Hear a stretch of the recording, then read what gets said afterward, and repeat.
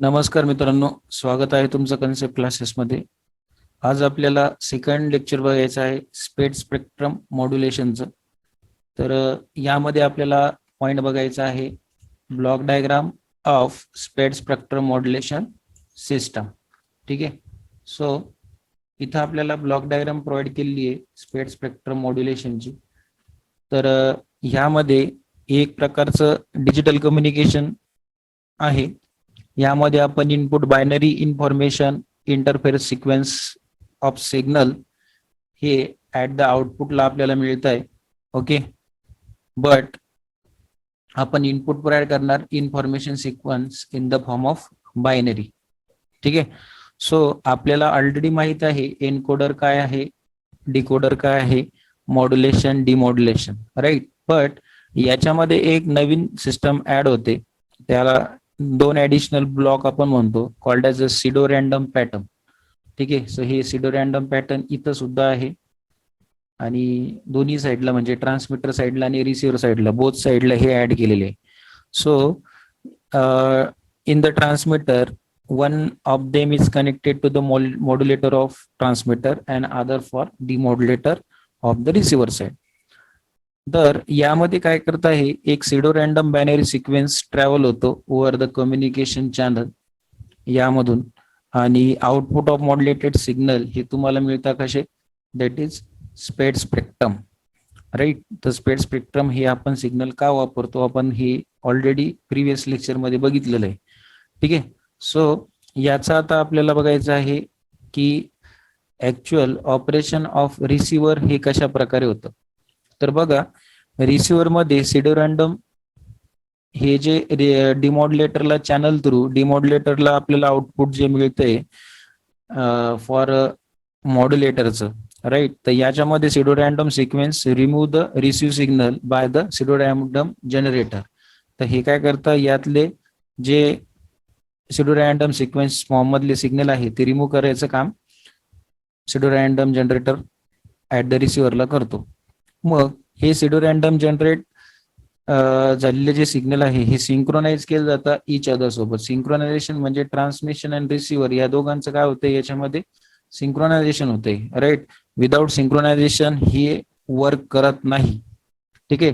So synchronization between the pattern generated achieved before the beginning of the transmitter and the receiver, it recognize with the help of presence of interference. या दोघांमध्ये काय असतो, interference असतो, आणि हा synchronisation ज्यावेळेस establish होईल त्यावेळेसच हा ट्रान्समिटर कडून काय केला जातो, ट्रान्समिट केला जातो, राईट. सो स्पेड स्पेक्ट्रम रिसिव्हर हे काय करतं, डिमॉड्युलेट करतं ट्रान्समिटेड सिग्नल, आणि नॉन सिडो नॉईज सिक्वेन्स जो आहे तो ट्रान्समिटरने पाठवला, राईट. तर त्याला तो रिमूव्ह करतो. आणि टू टाईपचा इंटरफरन्स याच्यामध्ये वापरला जातं ऍट द रिसिव्हरला, एक नॅरो बँड टाईप आणि दुसरा आहे ब्रॉडबँड इंटरफरन्स. ठीक आहे. सो अशा दोन प्रकारचे इंटरफरन्स आपण ऍट द रिसिव्हरला वापरतो. ठीक आहे. देन यामध्ये काही मॉड्युलेशन टेक्निक सुद्धा वापरले जातात बघा. तर यामध्ये दोन प्रकारच्या आपण टेक्निक वापरतो, एक PSK फेज शिफ्टिंग आणि दुसरं FSK. या दोन मॉड्युलेशन टेक्निक आपण या ब्लॉक डायग्राम ऑफ स्पेड स्पेक्ट्रम मॉड्युलेशन सिस्टम मध्ये आपण वापरतो. तर PSK सिस्टीम का बरं वापरायची, तर या PSK सिस्टीम मध्ये आपण सिडो नॉईज म्हणजे त्याला आपण काय म्हणतो, PN सिक्वेन्स हा जनरेट केला जातो at the modulator side, and so it is modulate or simply modulation to shift the phase of that is PSK with a pseudo randomly. So याचा जो रिझल्ट मिळतो आपल्याला मॉड्युलेटर आउटपुट, यालाच आपण म्हणतो direct sequence spread spectrum signal म्हणजे DSSS, right. तर direct sequence spread spectrum signal. ठीक आहे. त्यानंतर MRA किंवा बायनरी FSK आपण हे यूज करतो, कारण frequency of FSK signal is shifted to the what, pseudo random. याच्यामध्ये फ्रिक्वेन्सी जायला पाहिजे आणि याच्यामध्ये काय झालं पाहिजे, फेज जायला पाहिजे, बरोबर. तर ह्या दोन प्रकारे यांच्यामध्ये आपण ह्या मॉड्युलेशन टेक्निक वापरतो. बट याच्यामध्ये रिझल्ट काय मिळतो आपल्याला FSK मध्ये, तर सिम्पली जे आउटपुट आहे मॉड्युलेटेडचं, राईट. तर हे कशाच्या फॉर्म मध्ये असतं, आपलं फ्रिक्वेन्सी होप FH स्पेड स्पेक्ट्रम सिग्नल म्हणजे फ्रिक्वेन्सी होपिंग आपण त्याला म्हणतो, जे आपण बघितलेलं आहे आणि त्याला आपल्याला डिटेलमध्ये बघायचंय पुढे आणखी. ओके, सो त्या पद्धतीमध्ये याचं रिझल्टिंग आउटपुट मिळतं. ठीक आहे, आता तुम्हाला प्रिव्हियस लेक्चरमध्ये हा जॅमिंग सिग्नलचा एक कन्सेप्ट झालेला आहे, बरोबर. तर जॅमिंग काय, एक प्रकारचं इंटरफरन्स आहे, बरोबर, जे की कम्युनिकेशनला अडथळा देतं. तर हे जॅमिंग सिग्नल याच्यामध्ये स्पेड स्पेक्ट्रम मध्ये एक महत्वाचं काय की हे प्रोटेक्शन करतं आपल्याला कशापासून, सिग्नल जॅमिंग प्रोटेक्शन प्रोव्हाइड करतं against the externally generated interference signal. मग आता हे जे प्रोटेक्शन प्रोव्हाइडचं काम करतंय तर त्यालाच आपण काय म्हणतो, जॅमिंग सिग्नल असं म्हणतो. बट हे कोण प्रोव्हाइड करतं तुम्हाला, स्पेड स्पेक्ट्रम सिग्नल. तर हा स्पेड स्पेक्ट्रम मध्ये काय एक महत्वाचा ऍडव्हान्टेज आहे, बरोबर.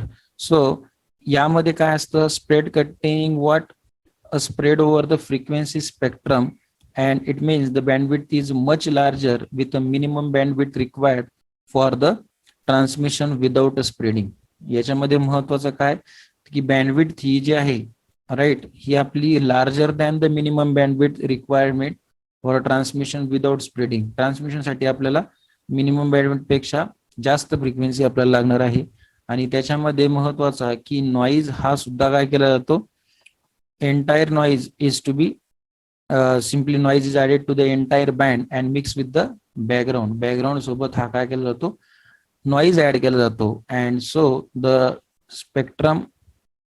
स्पेड spectrum method is a camouflaging the message signal. Camouflaging म्हणजेच काय, कोडेड फॉर्म मध्येही आपल्याला डेटा काय केला जातो, हा ट्रान्समिट केला जातो. So that one of the method is used for widening the bandwidth of the data sequence is used in a modulation. तर ही मॉड्युलेशन मध्ये म्हणजे ट्रान्समिटर साईडला वापरण्यात येणारी method that is a jamming signal. ठीक आहे, तर यामध्ये आपल्याला डेफिनेशन सुद्धा दिली आहे जॅमिंगची की externally generated interference is called as what, jamming. External interference म्हणजेच काय, तुमचा नॉईजच आहे. तर आपण याच्यामध्ये बॅकग्राऊंड नॉईज हा ऑलरेडी ऍड केलेलाच आहे ना. ठीक आहे, सो नेक्स्ट पॉइंट बघा, that is a direct sequence spread spectrum system म्हणजे DSSS सिस्टम. ठीक आहे, आता ह्या DSS सिस्टम मध्ये काय बघा, इथं ब्लॉक डायग्राम दिली आहे ट्रान्समीटरची तुम्हाला. तर फर्स्ट आपण पहिले बघून घेऊया की DSS मेथड ऍक्च्युली काय. ही एक प्रकारची this method is used for practice for transmission of signal over a band pass channel. महत्वाचं काय की बँड पास चॅनलवर ट्रान्समिट करण्यासाठी हे प्रॅक्टिससाठी वापरलं गेलेलं आहे ऍज अ सॅटेलाइट चॅनल म्हणून आपण जे वापरतो ते, राईट. द डेफिनेशन काय येते याची की ओरिजिनल डेटा हा जो आपण इनपुट प्रोव्हाइड करणार आहे तो मल्टिप्लाय होतो पीएन्स म्हणजेच सिडो नॉइज सिक्वेन्स सोबत, आणि रिझल्ट तुम्हाला मिळतो wide band with that is a सिरेबल और simply continuous type of signal. हे आपल्याला याच्यामध्ये मिळतं. बघा, आपण जे ओरिजिनल डेटा पाठवला तो काय झाला, मल्टिप्लाय झाला विथ पीएन कोड, आणि त्याच्यामुळे रिझल्ट काय मिळाला, wide band time continuous scrambled signal आपल्याला याच्यामध्ये मिळतं. ठीक आहे, सो चांगल्या प्रकारचं आउटपुट आपल्या DSSS ट्रान्समीटर मध्ये मिळतं.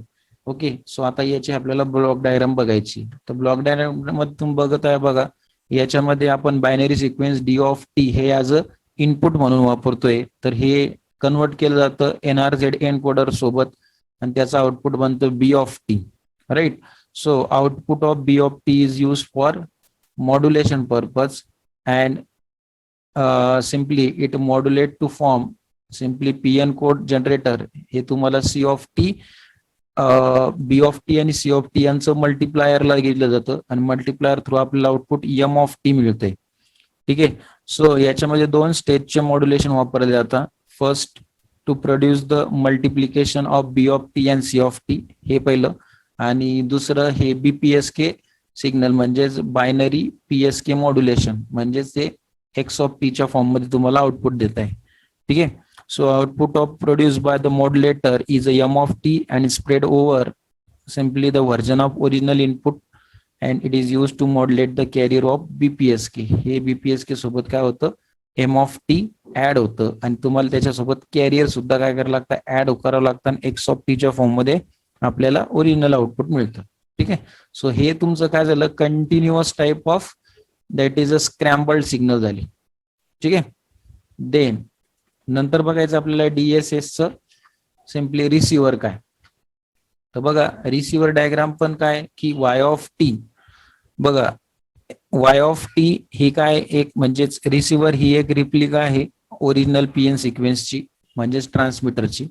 तर रिप्लिकामध्ये काय की सिग्नल तुम्हाला रिसिव्ह होत आहे वाय ऑफ टी राईट, आणि हे लोकली जनरेटेड रिप्लिका आहे of PN sequence. It is applied to the multiplier right, आणि मल्टिप्लायर सोबत आणखी काय आपण अप्लाय करतो that is a local PNs code generator signal, right? So y of t and locally generated replica is multiplied and which is a coherent to the what BPSK detector. आणि त्या BPSK detector मध्ये पुन्हा local carrier काय करतो आपण add करतो, आणि output हे तुम्हाला मिळतं कुठल्या फॉर्म मध्ये that is in the form of D of T. Okay, so हे ओरिजिनल सिग्नल जशा तशा आपल्याला यामध्ये मिळतं.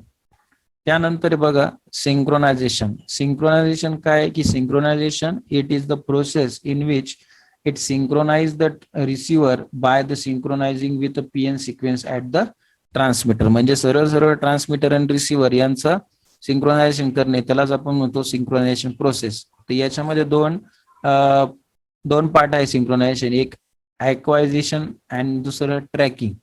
Okay, so performance parameter of DSS system is what? First is a processing gain म्हणजे त्याला PG पण म्हणतात, दुसरं प्रोबॅबिलिटी ऑफ एरर, आणि तिसरं जॅमिंग मार्जिन. आता हे जॅमिंग मार्जिन आणि जॅमिंग सिग्नल समवॉट थोडंसं सिमिलरच आहे. ठीक आहे, सो फर्स्ट आपण बघूया प्रोसेसिंग गेन. आता प्रोसेसिंग गेन काय की processing gain it is an extent of a spreading in the frequency domain which is applied to the what unspread signal. बघा एक प्रकारची काय ही इट इज एक्सटेंड स्प्रेडिंग, ही एक प्रकारची एक्सटेंड स्प्रेडिंग आहे राईट, पण ही अप्लाय कशाला केली जाते अनस्प्रेड सिग्नलवर.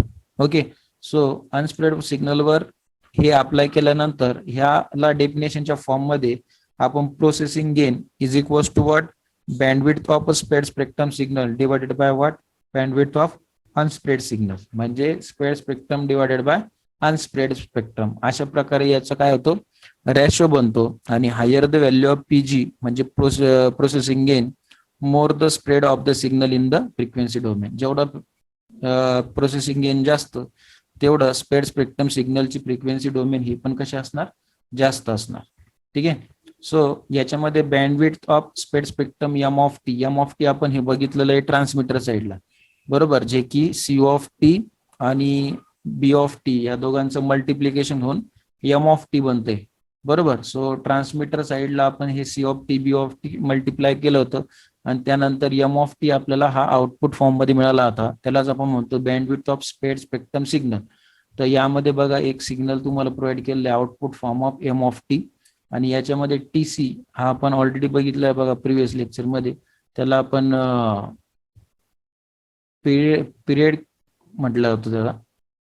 So c stand for what that is cut off period like this. So bandwidth of a spread spectrum signal is written as 1 upon TC. Okay, so he frequency झाली आपली एक प्रकारची. So bandwidth of spread spectrum म्हणजेच 1 upon reciprocal off period is nothing but a frequency. त्यानंतर bandwidth of unspread signal म्हणजे ही कशी झाली स्प्रेडची झाली, आणि आता ही अनस्प्रेडची. तर मग अनस्प्रेड कशा फॉर्म मध्ये असणार ते याच्यामध्ये तुमच्याकडे टीसी आणि टीबी या दोघांची पण क्वांटिटी याच्यामध्ये ऍड केली जाते. So bandwidth of unspread is 1 upon TB, आणि याच्यामध्ये काय होतं 1 अपॉन टीसी होतं. ठीक आहे, तर दोघांमध्ये फरक आहे एवढं लक्षात ठेवा अनस्प्रेड आणि स्प्रेड मध्ये. तर स्प्रेड मध्ये टीसी घ्या आणि अनस्प्रेड मध्ये टीबी घ्या, बट अनस्प्रेड मध्ये दोन्ही येणार that is a TB upon TC. Okay, so jamming margin is nothing but what jamming margin is ratio of G upon PS. J upon PS is nothing but your jamming margin. Okay, so he average interference power असते J and signal of PS ची, आणि याच रेशोला आपण म्हणतो simply jamming margin. ठीक आहे, next आहे बघा नेक्स्ट पॉइंट इज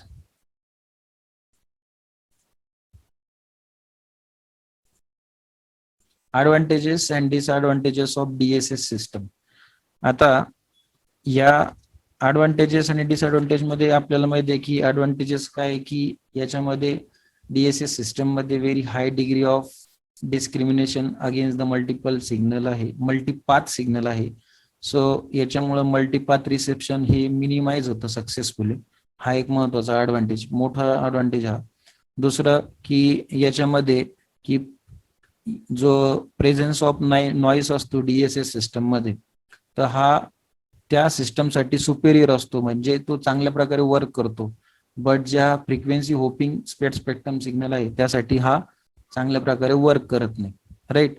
आणि नंतर हे यामध्ये ही जी जॅमिंग आहे, जॅमिंग नावाचा कन्सेप्ट, जॅमिंग सिग्नलिंग, ही एक मोस्ट इफेक्टिव्हली इंटेन्शनल इंटरफरन्स म्हणून ओळखले जाते. डिसएडव्हान्टेज म्हणायचं जर झालं, याच्यामध्ये ॲक्वायझेशन टाइम हा जरा काय जास्त आहे. सो ॲक्वायझेशन टाइम जास्त असल्यामुळं याची लेंथ पण काय होईल, सॉरी, तर DSS सिस्टम ही पण कशी होईल, स्लो होईल, लेंथ जास्त असल्यामुळं, राईट, टाइम जास्त असल्यामुळं हे होईल. आणि ऑटोमॅटिकली PN सिक्वेन्स जो कोड आहे आउटपुट, हा मोस्ट कसा आहे, हाय रेटेड आहे. हाय रेटेड असल्यामुळे यांची लेंथ ऑफ सिक्वेन्स हा काय असतो, जास्त प्रमाणात असतो. ओके, सो हा एक डिसएडव्हान्टेजेस आहे. थर्ड की चॅनल बँडविड्थ याच्यामध्ये जास्त लागते, राईट. सो याची जी बँडविड्थ आहे ही FS ऑफ स्पेड स्पेक्ट्रम पेक्षा थोडं कमीच आहे, बट तरी ती जास्त समजली जाईल. सिंक्रोनायझेशन याच्यामध्ये अफेक्ट करतं for distance between transmitter and receiver. हे जर दोघांचं जर जास्त डिस्टन्स असेल तर त्याच्यामुळे सिंक्रोनायझेशन होईल का नाही होईल, तर हा एक मोठा प्रश्नचिन्ह त्याच्यासमोर उभा राहू शकतो. त्यानंतर ऍप्लिकेशन ऑफ DSS सिस्टम दिले बघा, की याचा जॅमिंगसाठी उपयोग होतो, अनइंटेन्शनल इंटरफरन्स साठी होतो, रिजेक्ट करण्यासाठी. It minimize the self interference due to multipath propagation. नंतर low probability of LPI E signal आणि obtaining the message privacy, right. म्हणजे हे सगळं स्पेड स्पेक्ट्रमच्या अंडरमध्ये, राईट. म्हणून सो DSS सिस्टम सुद्धा चांगली आहे. The code division multiple access मध्ये, CDM मध्ये पण याचा काय होतो, चांगल्या प्रकारे उपयोग होतो. ठीक आहे. सो यानंतर आपलं राहिलंय बघा फ्रिक्वेन्सी होप स्पेड स्पेक्ट्रम, म्हणजेच त्याला आपण FHH म्हणतो, राईट. सो हा पॉइंट झाल्यानंतर आपला चॅप्टर पूर्ण काय होईल, फिनिश होऊन जाईल, राईट. सो या लेक्चरमध्ये आपण इथंच थांबूया. थँक्यू.